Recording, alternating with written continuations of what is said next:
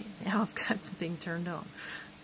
Needle, contrasting thread so you can see it. This is a bright green. Patch, something with a pocket. So I'm going to thread my needle. Licking always helps if your ends are kind of frayed. Thread your needle, and pull the ends of the thread so that they're even, just like you do in shoelaces. You want them even, and then kind of twist them together a little bit, licking again. And you want to hold it between your thumb and your pointer and just roll it a little bit and then wrap it around. So you got a little bit hanging out. There's some overlap. I can't see because I can't twist my fingers, but there's overlap, trust me. Then you're just going to roll it, that little loop, between your fingers, and you grip it above the loop and pull it. I didn't have it good, but hey, I got a knot anyway. There's a tiny little knot there at the end. Ideally, you're going to pull that so that that knot is closer to the end than with all this tail. But because I was trying to show it, I didn't get it grabbed right. But anyway, this is going to be underneath, so it doesn't really matter. If you have a whole lot after the knot, you can actually just cut the ends off. Anyway, so I'm presuming that you're first going to have ironed on this patch to hold it in place if you can. But since this is a patch that's already been ironed on before something, it doesn't have any irony left. But anyway, so your patch is secured already on the pocket, pretending. So I'm going to go underneath the top edge of it, because you're probably not going to really be able to reach the bottom edge very well. And you're going to poke it through, hopefully without poking your fingers, as close to the edge of the top of the patch as you can, so that you're not wasting thread or having ugly looking stitches all over your patch. Okay, so pulling it through at the top of the patch, and that knot holds it in place at the back for your first stitch. Now, when I'm sewing a patch on, I don't like to have to go in and out and in and out and back and forth from both sides of the fabric. So what I do is I will do what's called, I think, a blanket stitch. Don't quote me on that, but that's what I'm calling it for now. And I'm going to take my needle and I'm going to hopefully get some light and just poke it right under the edge of the patch and grab a little bit of the article of clothing fabric, in this case your M-dubs or whatever, and you're going to just catch just a little bit. That was too little, it fell out.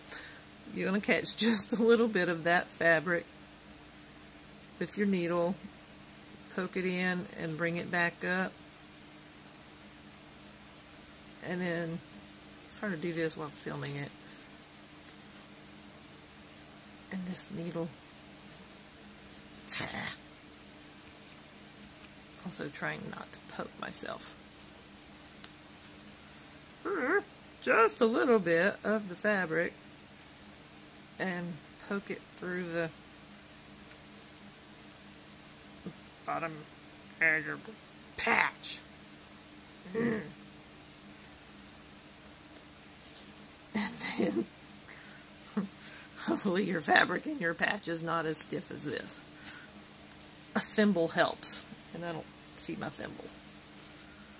But you're going to poke it through and grab and pull until you get success. Maybe, sort of.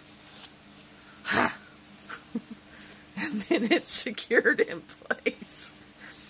And you're going to repeat that all the way around, getting just a little bit of your fabric, enough that it's secure, and you're going to go in small spaces. You don't want to have great big spaces because that won't be very secure and it will look bad. But again, you're going to want thread that's the same color as the edge of your patch, not this bright green against dark blue. You want it to blend in so you don't see it.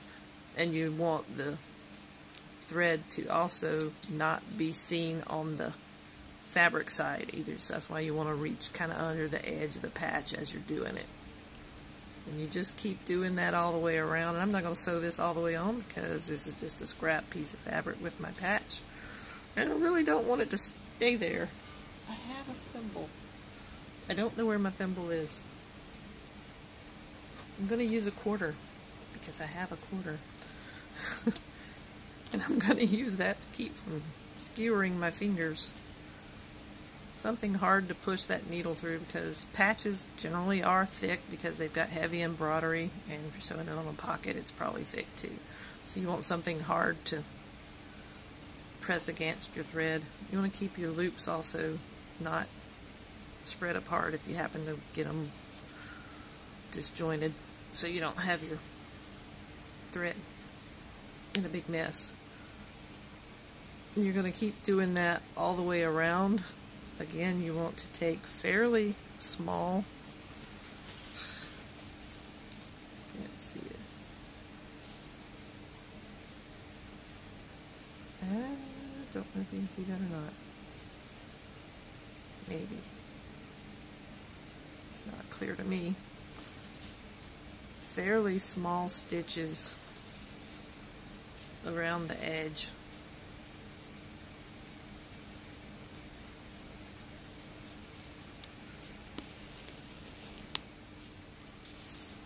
And when you're ready to tie it, because you're getting close to the end of your thread, for example, say you've only got like this much thread left when you're working with it, you don't want to run out because you got to still be able to double back on the needle to tie it. So to tie it, what you're going to do is make your stitch like you would normally, pull it through, poke it through, whatever you're doing. And before you pull it taut, you got this little bit of loop of thread here. Before you pull it all the way down, take this needle and poke it back through the loop so that you've got a little tie. You want to do that 2 or 3 times at the end of each threadage so that it ties knots so it doesn't come unsewn.